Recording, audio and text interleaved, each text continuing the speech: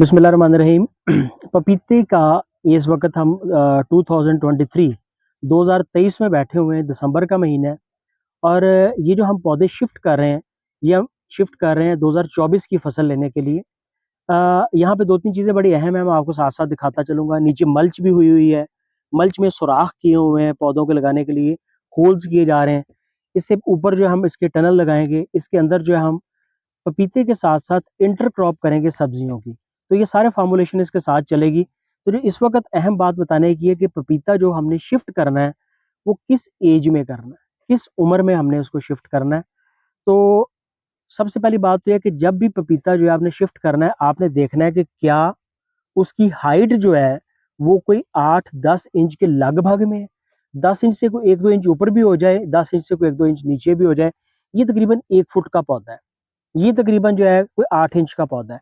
इन दोनों के in between में, और सबसे अहम बात ये होनी चाहिए कि इन पौधों के ऊपर आपको जो तना है, इसका तना जो है ये डार्क कलर का, ब्राउनिश कलर का या पखरौट हुआ हुआ, यानी कि पक्का हुआ हुआ आपको नजर आना चाहिए।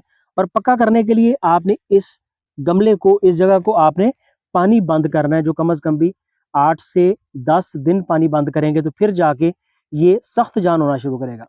ये सख्त जान होना फार्मर के लिए बड़ा ज़रूरी है, क्योंकि हम अगर ऐसे पौधे को शिफ्ट करते हैं जो कि बड़ा नरमो नाजुक है, जो रोज़ पानी ले रहा है, तो फिर शिफ्टिंग के बाद उसके मरने के चांस बड़े ज़्यादा होते हैं।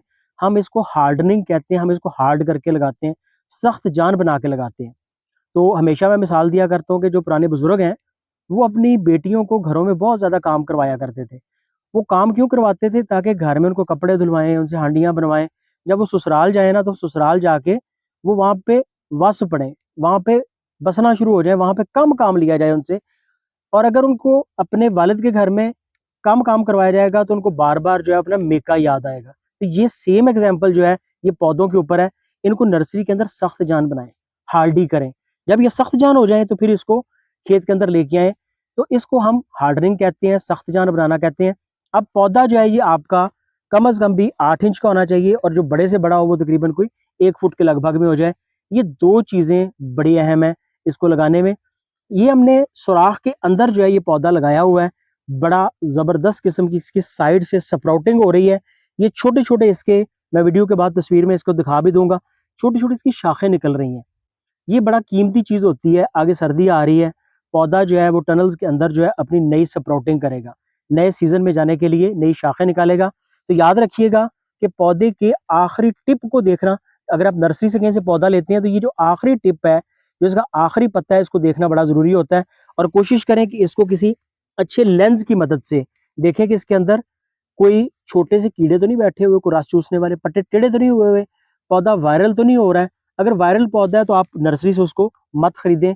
कोशिश करें कि सेहतमंद पौधे लें। ये आपकी कामयाबी का पहला राज है। अगर आपकी अपनी नर्सरी के अंदर भी पौधे मौजूद हैं और वायरल हो रहे हैं तो कोशिश करें कि उनसे अवॉइड कर लें, सेहतमंद पौधे यहाँ पे शिफ्ट करें। अगले 3 महीने आमतौर पर रस चूसने वाले कीड़े नहीं होते हैं मेजोरिटी ऑफ एरियाज के अंदर, यानी कि दिसंबर, जनवरी, फरवरी में रस चूसने वाले कीड़े aphid, jassid, thrips, white fly जरा कम होते हैं या नहीं होते कुछ इलाकों में। तो वहां पे इन पौधों को बचाना बड़ा आसान हो जाता है। इस पौधे का सबसे बड़ा दुश्मन जो है वो रस चूसने वाले कीड़े हैं, जो कि वायरस को एक जगह से दूसरी जगह फैलाते हैं और पौधे को वायरस लाइक अपीयरेंस देते हैं, यानी कि वायरल अपीयरेंस देते हैं।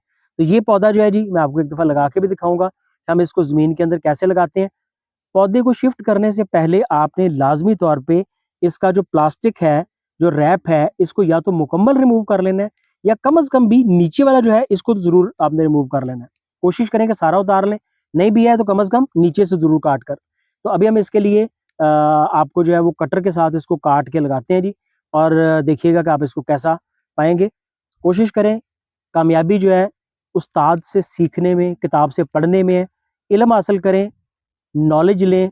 सोशल मीडिया पे फैली हुई फजूल बातों के ऊपर यकीन ना करें। अगर सोशल मीडिया इतना स्ट्रांग होता तो लोग मैट्रिक और एफएससी और सारी तालीम जो थे वो फेसबुक से हासिल कर लेते और स्कूल कॉलेज कोई ना जाता। तो बराए करम सही इल्म लेने के लिए अपने एग्रीकल्चर एक्सपर्ट से मशवरा करें, या उस किसान से जिसने पहले एक दफ़ा ये तजर्बा कर लिया है। तो तजर्बाकार किसान भी आपके लिए अहल इल्म का दर्जा रखता है।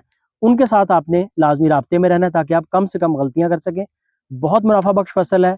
इसके मुकाबले में अभी तक कोई फलदार पौधा जो है प्रॉफिट नहीं देता। ये सबसे हाईएस्ट प्रॉफिटेबल है। तो इसको समझ के, बूझ के और अच्छे तरीके से काश्त करें। बहुत शुक्रिया।